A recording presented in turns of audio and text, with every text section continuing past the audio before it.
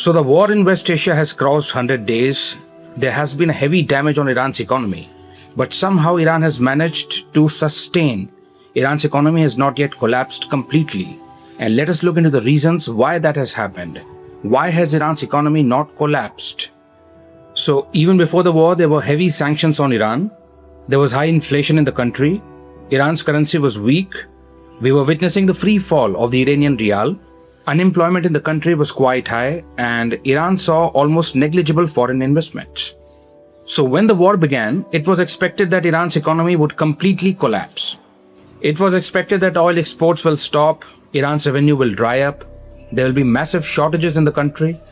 These shortages would lead to social unrest, and eventually that would lead to regime change in Iran.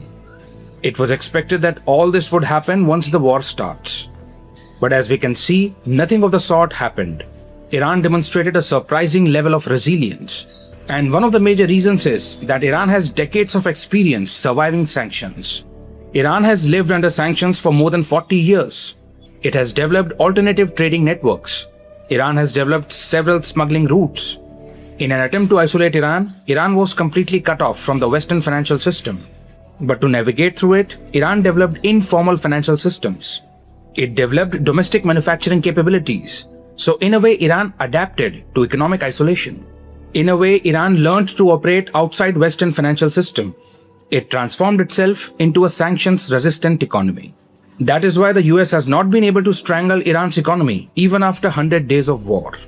Iran's revenue did not dry up because the oil exports never completely stopped.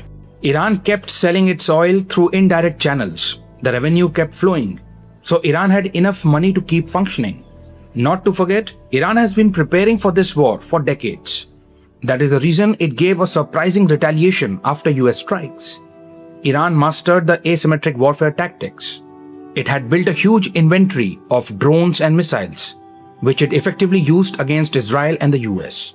Then during the war, Iran's government did what any other government could have done. It prioritized survival spending. It redirected resources to essential items. The development projects were delayed. In this manner, the state prevented a complete breakdown of daily life, because that is what results in protests and social unrest.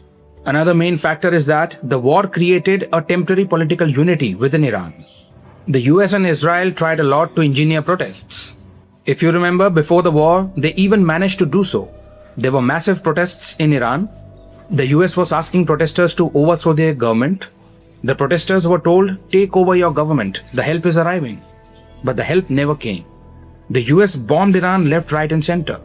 People got disillusioned, felt betrayed. They got the feeling that the US cannot be trusted, and they started rallying around their government. So the political divisions that existed decreased after the war began. Iranian citizens forgot their differences and started focusing on national survival. And that is how the Iranian government got room to manage the crisis. It wouldn't be wrong to say that the wartime nationalism was one of the main reasons that prevented regime collapse. Then we cannot forget how China acted as an economic lifeline. The war in West Asia is increasingly being seen as a proxy war between the US and China. US is backing Israel while China is providing support to Iran. China is purchasing Iranian energy. China has heavily invested in Iran, and it has helped Iran in maintaining trade links. It is a well-known fact that China has provided an economic outlet to Iran. It has prevented Iran's complete economic isolation. Beijing has provided economic breathing space to Tehran. So because of the alternative power China, the US has still not succeeded in completely isolating Iran. Traditional sanctions are becoming less effective. Countries are developing strategies to beat the traditional sanctions by developing alternative trading partners, parallel financial networks, regional alliances, and informal commerce. Russia managed to do it successfully, and now Iran is doing it. So it is true that Iran's economy is under severe stress. Infrastructure is heavily damaged. Iran's growth has slowed. Inflation is rising. But still, government institutions are intact in Iran. The security forces are still powerful. There is authority in place. Disintegration in power is not yet visible. Iran's political system continues functioning.